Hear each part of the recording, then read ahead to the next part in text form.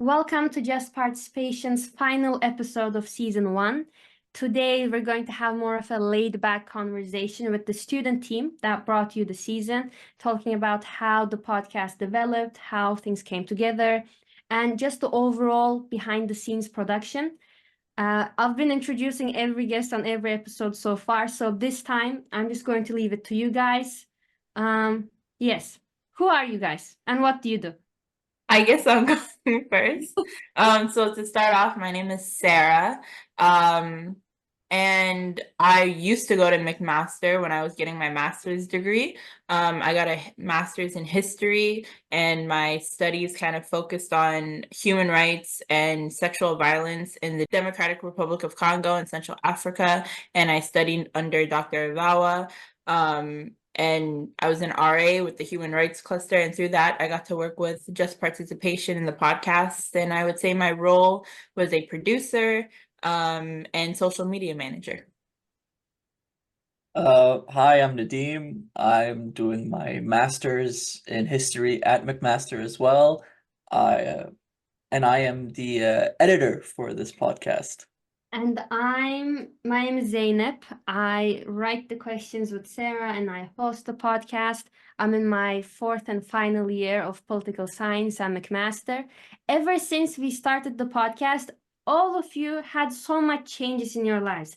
Nadim finished his undergrad, went into master's. Sara finished her master's. I'm still in my undergrad. Nothing changed for me. I'm still right where I was when we first started this. No, I was gonna say, what do you mean nothing changed for you? I feel like you're doing the most out of all of us. We all just moved up a grade. I feel like that's what happened. Or I feel like we're all in like maybe reliving what each of us lived. Okay. Like Zeynep, you're going through what Nadim went through. Nadim, you're going through what I just went through with my master's, and then I'm like the next step of life of like what happens after you finish your master's. Yes. Which is crazy that we're all like organized like that. Yes. Okay. Okay. The first thing that comes to mind to ask you guys is, when somebody asks, what do you do? How do you explain the podcast? What do you even say about the podcast? Because I feel like right now there's such a negative reputation around podcasts. When I say I'm doing a podcast, people automatically assume I'm giving probably like terrible financial advice. I'm talking down on women. That's what podcasts are thought of right now. So how do you guys explain what we do here? Yeah, like gossip podcast. That's exactly what I think of when I think of podcasts. For me, when I say that I'm working on a podcast, I guess I can't say it anymore because I'm not a student. But when I was a student and I was working on the podcast, I would always say we're on a podcast run by students, kind of for students.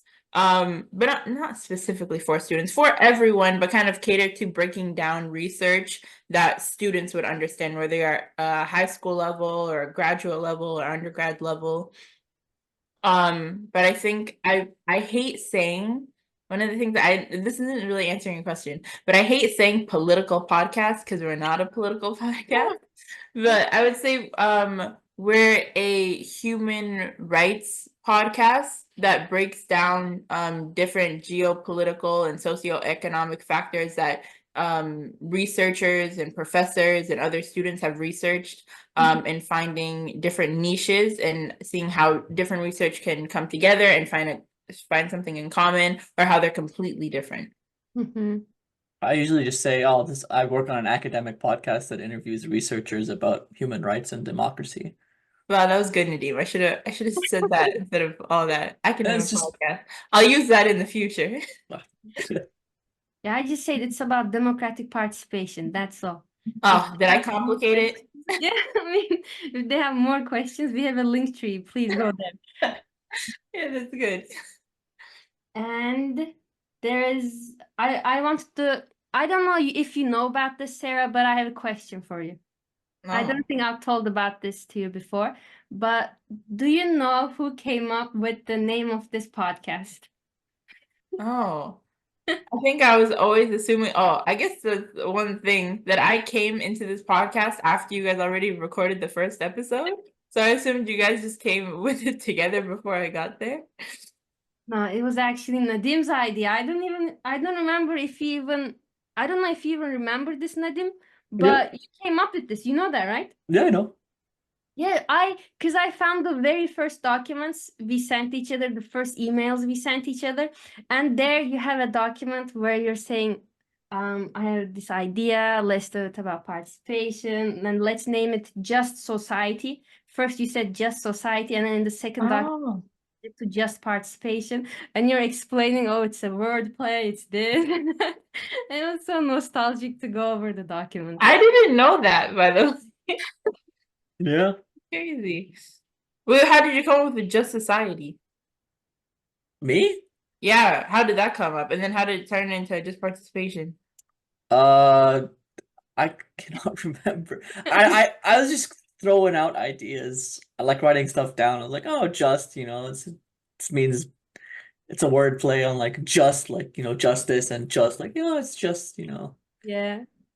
This and is exactly how he explains it in the document too, by the way. Oh, because I remember when we were coming up with topics for the the other episodes, like after I came on, we were always talking about like how can we talk about how people participate, like because we're branched off of Participedia, and that website is like about how different societies and different cultures and different organizations come together and participate in different ways, whether that's democratically or not or whatever. So I thought this was just a branch off of like that, like how people participate. But I like that idea. Just look at me learning something new.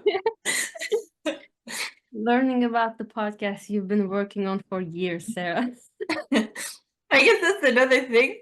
We always write everything down. Like I Yeah, always think about like how we look back at things. Like I feel like people don't know like how much like is written. I feel like every time we like meet up and we're like writing something or like taking notes, we write down every single word. And yeah. every time I'm like looking back at other documents, I'm like, okay, how do I write this for like social media? I'll like look back at a document we've written, and it's always so detailed, color coded, everything. And like in those documents, it's so funny to see how things evolved from the very beginning. Because at first we have like all these documents about our first ideas, whole charts, and then we go over the charts in the meetings. We're trying to come up with a niche, and then we all have like our favorite podcast episodes that we're sending to each other, so everybody listens to it, and we know which format that we all like that we want to, use later on. But I feel like the ideas that we came up with, we used most of it as we went. Like different formats, we've tried different formats in the episode so far. So it's funny to see how we were so chaotic trying to find out what do we stick with, and we just tried it all. Yeah. Like how our flow is getting 3 guests and trying to find a connection, a thread between them. Like we don't want 3 people with the same focus talking about the same thing. We wanted 3 different fields, different approaches, methodology coming together to have a conversation on the topic, so that the intersectionality, the interdisciplinary nature, the complexity, and the different layers that go into this area are emphasized. And then when writing the question, we make sure to link that topic to something contemporary, to something recent. Yeah, you know what I was gonna say about that? I used to like when we were like coming up with like, oh, we're gonna have 3 guests, and then how are we gonna get 3 separate topics and how are we gonna connect them together? I always thought there was 2 ways that we kind of went about it. It's either they have 3 separate topics, and then like what do we do if we can't find a connection? And it's like you can always find a connection. We could always connect our theme through participation or through society and that major theme. Like if there's something where if one's political or one's human rights or one's about geography or one's about science or whatever that is, and we couldn't really find a connection, it's always like, oh, how do people participate in this? How do people connect with this? How do people actually research this? So if you're not talking about the methodology, then you're talking about the practicality of it, or maybe they're coming from the same institution, or maybe they research similarly. And I think the point is to say that no matter how far your research is, there's something to understand, and we can all understand each other instead of being so diversive about it and finding a thing to argue about. Even if the research does like argue against each other, we could always find something to bring it together again. And I think that's the point of the podcast, is to say that even if your research is divisive or we can't agree on it. And I think there's sometimes where we've brought on guests where we're like, what even is this? Like, I don't agree with what they're writing, but hearing them speak, you're like, oh, that makes sense. Sometimes you need to hear somebody talk about it for to kind of break down, like, because when political science people and history people, we write a lot so much to the point that we might confuse ourselves. Yeah, I like what you said about not arguing, because so many podcasts, so many series that we looked at the beginning when we were developing, they wanted to emphasize different perspectives, but they did this by bringing in conflicting opinions on the same topic. But we wanted to do something that's not just different opinions, but rather, like you said, different research methodology approaches, so that you can find like an unexplored area that's stuck in between. You can like find something that's from how unrelated they are, you can find something that's stuck in there. Our goal is not to pit two ideas against each other. You want to bring diverse research and practice together to naturally stumble upon some undiscovered area or something that's stuck in between there. And just last week, I talked to a professor at Mac that kind of proves this goal that we had with the podcast. It was about, the second episode with Melissa Levin talking about children, Lucy Perry talking about animal and the non-human, and how they both fall under the best interest decision-making umbrella. I have this class this semester on child and youth rights in global political perspective. It's taught by Marshall Bayer, who has like a lot of extremely important work in this field. When I do research for my assignments, most articles I find are citing him. We're always referring to his findings, his theories. So he's clearly very important in this area. And I was telling him about the connection we made in the episode about how we legislate on the behalf of animals, but we legislate the same way for children, which is weird because an animal can't talk to give opinions, but a child can, right? They should be able to talk about their experiences. They should be able to participate politically if they want to. They should be able to put things on the political agenda if they like to, but that's not something that's offered to them. In the same way that an animal is non-human, a child is also seen as a human becoming. It's not a full human in the political sphere because we legislate for their best interests without their input. And when I told him about these connections, he said that's very innovative, right? That's not something we came up with. It naturally came up from the episode. He said there really is no literature in children's studies making that linkage. It's apparently very new area, something that can be pursued further in academia. And this is important because it's coming from somebody that's an expert on this area, right? We wouldn't have stumbled upon this if we got two people from children's rights talking about it or two people from animals' rights talking about it. But because we had those different areas talking about it, we just naturally stumbled upon this conclusion that he also was talking about being very innovative. Something just branching off of that, like, oh, this podcast doesn't work if we just get three people from like the same studies, like when you were using the example of best interest decision making, that episode on like animal and children's rights and like, comparing the two. I guess it kind of comes with like the organization that this podcast is like branched off of. Like a lot of the people that we got was from Participedia, and it kind of puts into perspective how global Participedia is, and that we're not just stuck with McMaster. Like we're not just professors either, researchers. Like we also talk to students as well, and like it's not just getting people from different research areas, but we're also getting people from different walks of life. You know what I mean? We're getting people who are still like synthesizing like their research, like PhD students, and then you're getting people who've already developed their studies, and then we're getting people from all over the world. Like we're getting, like even on that podcast alone, we talked from somebody from Australia, and then we talked to somebody from South Africa. You know what I mean? It's like we're not only getting like Western ideas, we're getting, people who have studied from everywhere. And I think the point is that it's not only like what they're studying, but where they're studying as well. Yes. Do you guys have a favorite episode when you look back? Mine would be the first episode. Why? I don't know. I liked it. It was interesting. It was plus nostalgia. It was our first one. Yeah. I thought it was a good episode. Mm-hmm. Sarah? I was also gonna say, I feel like I don't want to just say, oh, the first episode, but because for me, like I wasn't a part of that. I only came when we were building the second episode. But so when I listened to the first episode, it kind of builds like what we're always branching off the other episodes of, because you had Jesse speaking on it, and then you had Dr. Avawa, and then you guys had Cuz, Yep. that was his name, right? The indigenous speaker speaking on that. Like on that perspective of indigenous rights and how you're relating it to democracy and then how you're relating it to technology. And that never would have crossed in my mind to branch technology, indigenous rights, and democracy in one episode, but it works so well. But for me, selfishly, even though you said it before, Zeynep, my favorite episode was best interest decision making with Dr. Levin, with Friedel, the RA, and then Dr. Lucy Perry, always because like the idea of best interest decision making related to my research when I was doing my master's degree.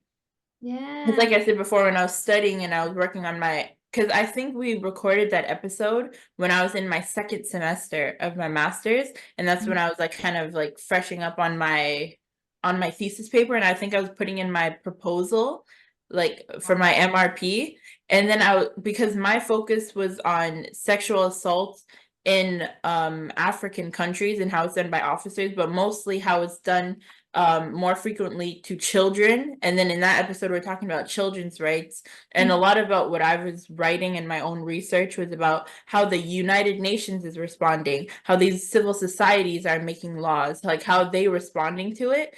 But I think that episode opened my eyes to how are these children and women who are experiencing this assault responding to it? What's their input? Has anybody asked them? And I don't think I would have like even put that in because I was so focused on, hey, what are these big organizations' responses to this?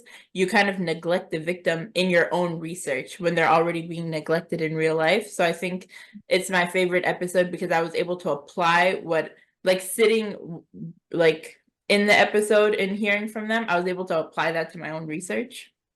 That happens so much with me as well. I'll learn about something in the podcast and then I'll just use it in a class. Yeah.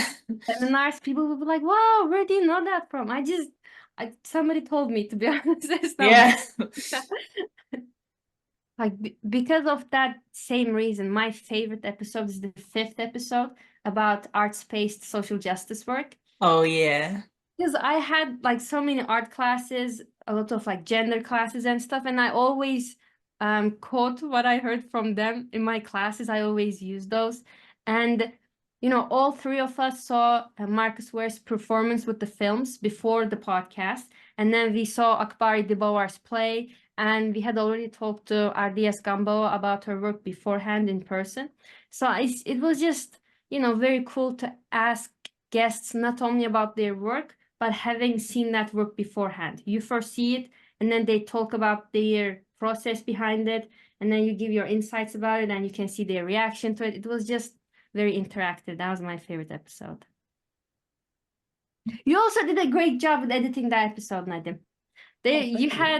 You had like cuts from one question of one guest to the other when they were saying something that referenced the other one. You did a lot of like very difficult back and forth cuts with the episode. Thank you. Oh, I do have a question for Nadim, and I've always wondered this because you're the editor and you have to listen, because I always think about it like me and Zeynep, like when we listen to this episode, like all the episodes twice, like we're in it when we're recording it, and then we hear like the final edit, like once you finish everything. But for you have to hear these voices over and over and over again. Yep. Like, for you, are these episodes distinct to you because you hear it over so many times, or do they become so jumbled where you kind of lose like, this person talked about this? Because for you, it's like you have to listen to all these voices and they're mixed, and you're listening to like if people don't know, we record these episodes. There's 3 different recordings that you're putting together, and then you're working on multiple at one time. So how is that jumbled to you? It's incredibly jumbled. Like to the point where like even though I've listened to this podcast the most, I can barely tell you what's been said on it because it's just all been mixed together in my brain. I've listened to each and every episode so many times, having to edit them, that it's like, when you're reading your books in your like master's program, like you read the book, you do the work, you understand what it is, and as soon as you're done with it, you just forget everything Yeah. that you've read. And that's exactly what it is with editing these podcasts. Not because they're not interesting, they're incredibly interesting. It's just I have sunk so many hours into editing this. Yeah, to give you the credit, like I always say you have the toughest job because one episode is 3 recordings put together, and you're editing Zeynep's voice 3 times, and then you're editing a guest voice, and then you have to work on multiple episodes at one time. So you could be doing 6 recordings at one time, and you have to figure out a way to put that all together and make it make sense. And a lot of people stop speaking and they want to correct themselves. There's a lot of pauses that people don't know about that's cut out, or like things that you're mixing and matching together to actually make it sound like an actual podcast. So And then there's Zeynep's notes like, Nadim, I coughed at this point. Nadim, yeah. I took a weird breath at this point. Please cut that out. Yeah, that's another good thing for you. What is the most difficult part of editing for you? Zeynep. I was gonna say that too. I'm the Just root like, oh, always Nadim, I have some notes, and it's like a page worth of like, remove this breath, remove this cough at this point. I'm like, Yeah, right. The minute and the second she gives you. Every time, whenever you edit something, whenever you put it in like the Slack and the group chat, you're like, okay, here's the final, any edits? And I was like, it's great. And then Zeynep comes. I was like, I think it's great, but wait for Zeynep. She's gonna come with something. Don't worry. no. And like every episode, at least you hear a different person. But me, I'm in every episode. You must hate my voice by this point. No. That's a yes. No, I never. I'm surprised you're even willing to talk to me anymore because of how much you heard my voice in your headphones. You must hate it genuinely. No, I would never. Really? No, next question. Good stuff. Okay, next question. I'm gonna flip Sarah's question back onto Sarah. What was the most challenging for you? I guess for me, I know this sounds terrible, and I swear I love this podcast, but everything was difficult for me. I think for me, I just have like I was always such an anxious person about speaking to people. And part of my job in the podcast was reaching out to people to get them on the podcast. And so I send out a lot of emails back to back trying to get people on, and also posting on social media. So for me, it's the most difficult thing for me is to press enter and send an email, or to like post something on social media. Because for me, I'm the email girl. Like everybody in Participedia has gotten an email from me. I feel like a lot of researchers who are outside of Participedia have gotten an email from me. And I'm one of those people who, if I get an email, it takes me 10 minutes to read an email. I have to drink some water. I have to mentally prepare myself. I'm like, oh my God, what is this email going to be? So I can only imagine what it's like for professors and researchers and PhD students who are like, who are already stressed about a million other things, and then they got to get an email from me. So I'm always like, oh my God, like, am I bothering these people? Am I doing all of this? So at first, the most difficult thing for me was to just get my anxiety out of the way and just press send. And then it became like one of the most easiest things to do. I think after a couple of episodes, maybe after the first 3 episodes we did, I got more comfortable with doing it because I was able to write my emails in a way that's like, it's not bothering them. You know what I mean? When we're asking people to be on the podcast, we're not asking to be on it tomorrow. Like, if you want to be on our podcast tomorrow, great. But if you want to be in it from a year from now, we'll still take you. You know what I mean? And I think what I learned, especially with the Participedia community, more people want to do it than not want to do it. And I think that kind of eased my anxiety about it. Like, I'm trying to put myself in their shoes. If I got an email from some random student saying, "You have a podcast, do you want to talk on the podcast?" I wouldn't, like, I would be a bit suspicious. I wouldn't really want to go on any podcast, you know? So I'm just really happy that one, they trusted us, that they got on. Yeah. And 2, because of the way you worded the emails, because of the way like you kept up with them, I think it was very it played a huge role on them agreeing. Yeah. But I think we were lucky enough to work with people who, I think one of the things that also that made it less difficult was that learning that people were just as nervous as us. Like, I think for us, we were like, oh my God, what if they say no? What if they're, I don't know, like I don't know if bougie is the right word about it, but I don't want them to like look down on us because we were just students. Like, because we were literally all just students creating this podcast, and then we're like emailing these professors who have done these big things, and they've written things that we've read for our own classes, and then we record with them, and then not that they would be as nervous as us, but they would just like speak normally to us, or they would have questions for us, and like they really let us take the lead. So it kind of became like this power dynamic that we thought was there was kind of gone, and it just became a regular conversation. No, I agree. That's the number one thing that helped me with like hosting as well, because I've never been in a situation like I have facilitated, I have like quote unquote hosted stuff, but it was never recorded. It was never something that was going to be published online. I was extremely stressed out at the beginning. You know, Sarah, you're my number one hype woman that got me through all the stress. But then I realized like people are also kind of a bit stressed to be on a recording, so it kind of canceled it out at the end. I'm more calm about it at this point. What about you, Nadim? Like, what's the most difficult thing for you from the podcast, other than like the editing part? Other than me. I mean, I am the editor, so it has to be editing. Yeah. I remember probably like the hardest thing I had to do was the first episode. I don't know if you remember Cuz's audio.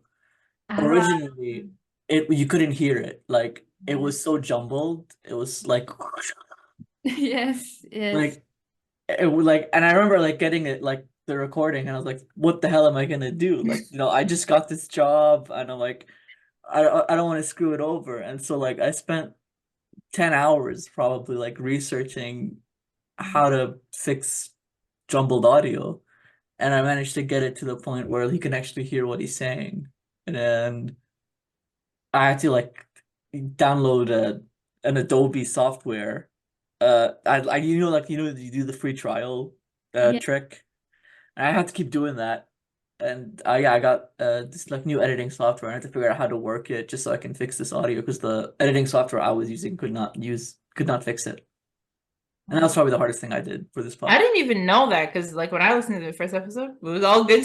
You know what I mean? That's crazy how much like work behind the scenes that you have to do. I was gonna say the other thing I know was really hard for you. I think it was the second episode when you couldn't be on the recording, so I had to record from my computer, and there was like a blackout in my area. So when we were recording Friedel's and Dr. Levin's, I kept getting kicked out of the Zoom. And so like, and then my connection kept cutting out, and I didn't realize it was affecting the recording.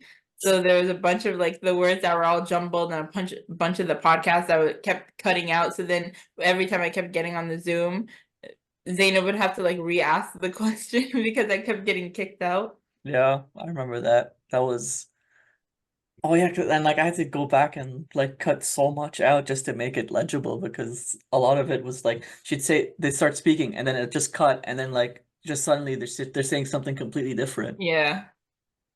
Wow.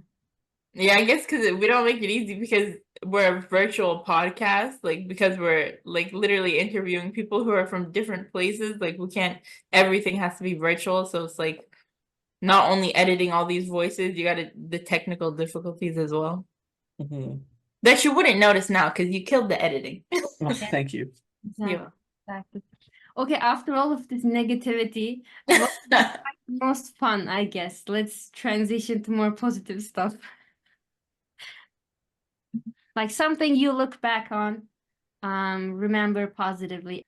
Okay, one of my favorite things that we ever did for the podcast, or like one of the most fun things and one of my favorite memories, was when we were at the conferences. Yeah. So the first Participedia conference that they had at McMaster, and then we went to another conference, like maybe it was exactly a year later, for the Center of Human Rights, and they did like a children's rights conference. Both of those times we were all RAs working at those conferences. And something that we were trying to do is promote the podcast.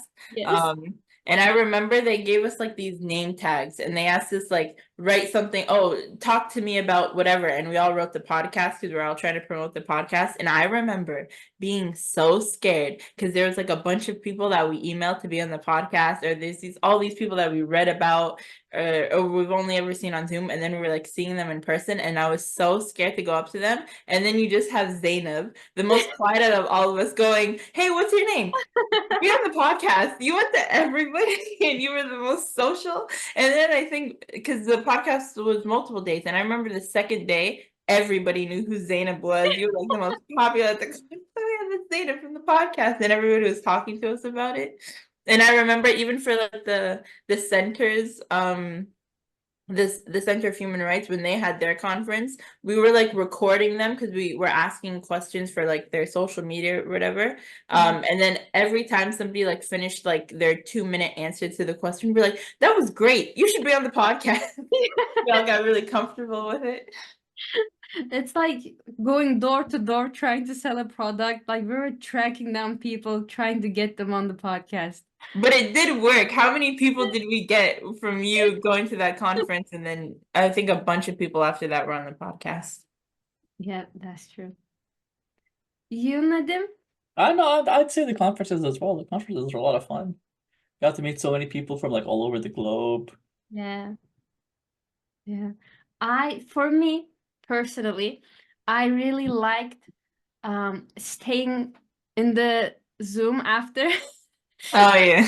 recording with the guest and just Sara immediately being, "Zeynep, that was so good. You did so good. That was amazing." And then edit notes, this and that, what we've done so far, what we're gonna do next, just like catching up with everything, and then just catching up about life in general. What is everybody doing? Quick recap, and then done. And then we leave. Those like meetings before and after the recordings were my favorite, to be honest. Me too. That's a good one. Because I guess I never realized like the first time we all ever met, like because it was COVID. Yeah. When we all started, I think when we all started, like McMaster was still all online. So we only knew each other like from Zoom. Like we all just met each other on Zoom. And then I think one of the things I'm just realizing now is that actual recording itself, if it's whatever 30 minutes, if we're recording with somebody, or whether it's an hour, usually it's an hour. People like to talk. But for us, usually the recordings are like 2 or 3 hours, because usually we'll meet up before the recording and then we'll stay after the recording. We'll prepare for what we're recording, and then after it ends, we're like preparing for how we're gonna edit this, how this turned out, and then going into the next one.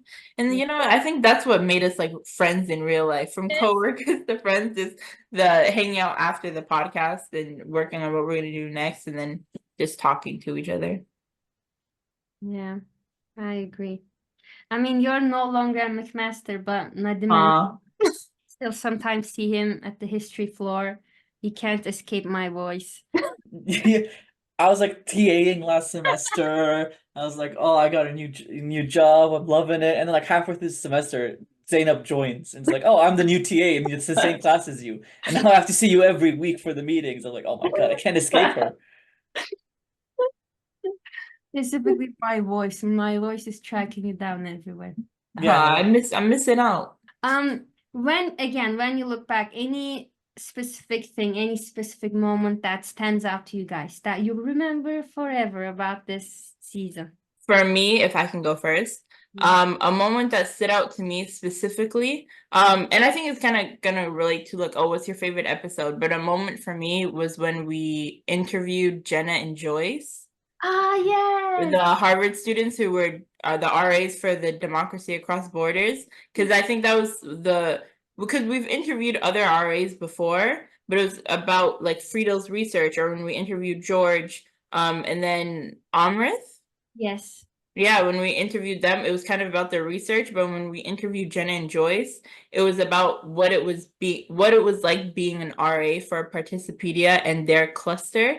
Because for us, we're RAs, working on a podcast, and then I was also doing the human rights cluster. So for me, it was kind of like finally interviewing somebody who's going through the same thing as you. And I don't think you realize as RAs, if you're an RA anywhere at any university, but for us working for Participedia, it's kind of like, oh, are they going through the same thing as me? Are they doing something more? Are we not doing enough? And then you realize, oh, you're going through the same thing. And we were able to speak with them before recording and after recording, even during. It felt like the most natural. So that's like one of the moments that stood out to me. I was like, oh, this works because we're not only like learning from other people, but we're learning with each other and how we're growing through Participedia together.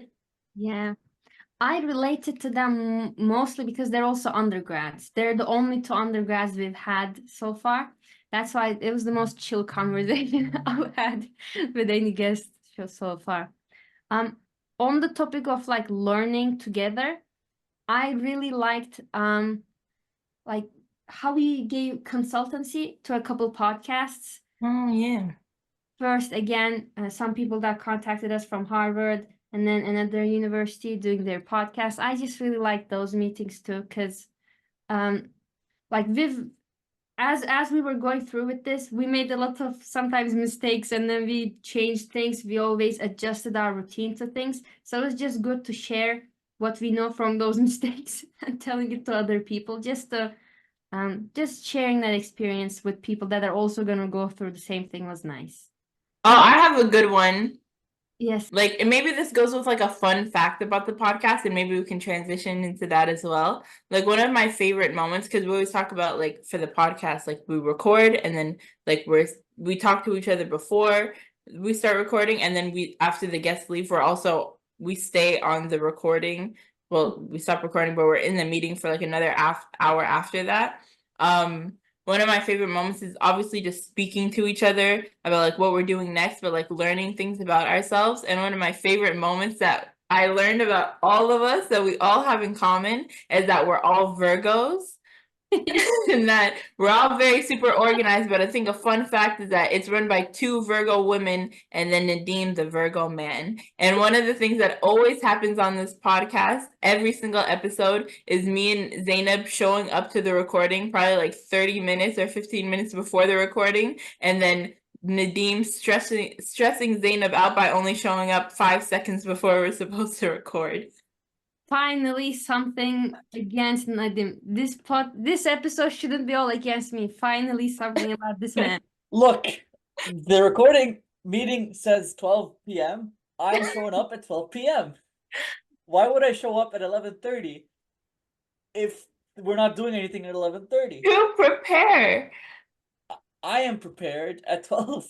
No, I'm pretty sure me and Zeynep's in the group chat the day before, the night before the recording, 30 minutes before, and we're there like waiting, and then we'll talk about, okay, we're gonna ask this, we're gonna do this. Where's Nadim? That's always the last question before we record is, where's Nadim? And he shows up exactly on time. Okay. But it is very weird that we have our birthdays like 5-day intervals from each other. It was all meant to be. Yeah, I guess. And what else? Yeah, okay, we talked about moment that stood out to us. Anything you could change if you could go back? The host. Technically, the host did change. It changed to Zeynep. So there you have your wish, Nadim. Any other changes we want? Any other changes we would do? You know, I guess it's always like looking back and like seeing how it all worked out. You're like, oh, I would change nothing. It all worked out the way it was supposed to. I think for me, something I would change was how indecisive we were.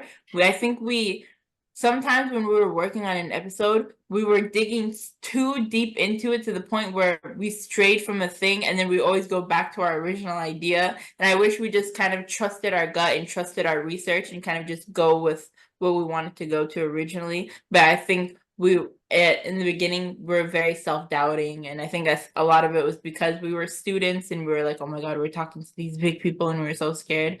I wish we just got all that anxiousness out of the way and just did it, you know? I agree. That's a good point. I hadn't thought of that. Yeah. Anything for you, Zeynep? Anything you would change? Me, I was gonna say not really, because like I said with the consultancy thing, a lot of the mistakes we made kind of evolved it into a natural process, and I like that natural process because it bettered the routine. But I would get rid of the indecisiveness if I could go back, now that I think about it. Yeah, for sure. I wouldn't change a thing. And then, Nadim, if you wouldn't change a thing, what do you think made us a good team here? My patience. That's actually I was gonna say that's actually a really good answer. Even if you're joking, you do really have really good patience. that's very true, actually. Like, you're very calm and patient, and then Sarah, like, as soon as I met Sarah, I was like, she's like, she lights up the room, you know, she's just lifts people's spirits. She's just great to be around. Like, you miss Sarah as soon as you stop talking with Sarah. Aw. That's why it's like everybody balances each other. I think that's good. Yeah, I think one of my favorite things, I think a thing that makes us a good team is that nobody's in charge of this podcast. I feel like we're all like leaders in our own way. I don't see anybody as like a director or somebody who's leading the podcast. I feel like we're all equals and we all bring something super important. You know what I mean? And like there's no job that's more important than the other. I mean, obviously editing. Like Nadim, actually, you might run this podcast because without this editing, I don't even know what this podcast would be. But like, there's genuinely nobody who thinks they're better than the other, and we're all helping each other. Yeah. So I guess if you want a professional answer, it's because we have very like clear job descriptions. Everybody knows what they're doing. There's no overlap, clear. And then personal answer is, I think it's just because we get along well, you know. We're different in some ways, similar in some ways, but it's just in ways that we can hang out together. Yeah, and one of the things I think I like about this podcast is that we're able to, you know, show our skills in different ways. Like I studied like digital media and journalism, and I was able to showcase that in social media posting and being a social media manager. And Nadim's an amazing editor, and it just proves like everything we were talking about, like how many mess ups there are, like you wouldn't tell by like listening to the episode or like whatever. You wouldn't notice that there were any mistakes because Nadim is that like that on it. And then Zeynep, like on top of being a host, you're an artist. And then we even put that in the episodes. Like when we talked about the social justice and art episode that we had, we're able to incorporate something that you love into one of the episodes. And then we're able to, if you want to check out Zeynep's art, we post it on the social media on Twitter and Instagram because she's an amazing sketch artist. And we have reels and posts about that. And I think that's really cool. Thank you. Thank you. I'm getting nostalgic now. And okay, we talked a lot about the past. Now about the future. What did you learn from this podcasting experience for the future? Could be for future seasons, could be in your personal lives. Maybe I'll go. I think for me, something that I've learned from podcasting and something that I've learned for the future is how important collaboration is. Because every person, I think I've just learned about how important collaboration is working with you guys. Like, I don't think any of us could have done this podcast alone. There's no way. And I think about like my job on the podcast, there's no way I could have done it without you guys and like consulting with you guys. But then I think even interviewing people, how important collaboration is to other people. There's not one time we've interviewed somebody and they've been like, oh, I did this all by myself. I researched this by myself. They always talk about other people that they've spoken with, other researchers that they've spoken with. Professors will talk about their other old professors when they were doing their masters and when they were doing their PhDs, and how important it is to build off of each other. I don't think you could top that answer. Yeah. I'm not gonna talk after that. Actually, I'm gonna say we need merch. That's my takeaway for the future. I don't wear hats, but I want a Just Participation hat, and I'll wear only that hat. Is this a note for Jesse and Paul? Yeah. Okay. Who's gonna buy it? Us. It's just make 3 merch. We'll just have it. Nice. All right, and now that we're wrapping up the season, what do we have coming up? We have. Do you want to explain this, Sarah? I've told so much. You should explain what we have coming up. You know what? I would love to, but I think it's important to note that as much as I love this podcast, there's somebody else who's taking over my role. So shout out to Daniela. Yes. But big shout out to Danielle, who's actually killing it with working on the mini series that's coming up. And as much as I want to explain it, we should give Nadim, the silent man, a chance to speak. Nadim, can you please explain what's coming up for the podcast after this season wrap up? We have a mini series coming up. I think it's like 4, 5 episodes in length. Correct me if I'm wrong. And after that, we will start getting to work on season 2, which we have talked about extensively, and we're gonna shift focus from researchers to practitioners. So stay tuned for that. And we, like you said, Daniela, we're working with her now. We have the new seasons coming up. And we wanted to thank the Participedia team, of course, especially Paul Emilianovic, Jesse Carson, and Bonnie Ibawa for trusting us, for letting students produce and lead a big initiative like this for Participedia. And thank you to all the guests we have had. Did you guys know we had 21 guests so far? 21? Yeah, 21 in total. Never knew that. That's crazy. Yeah, I just realized I was I'm impressed by us. We did a good job. Good job, Zeynep. Good job, Nadim. Pat on the back. Pat on the back. And thank you to them as well for being so open and willing to share their work with us. Every single one of them meant a lot to us, contributed a lot to us. And yes, just thank you to everybody for their collaboration and contribution with us. Thank you.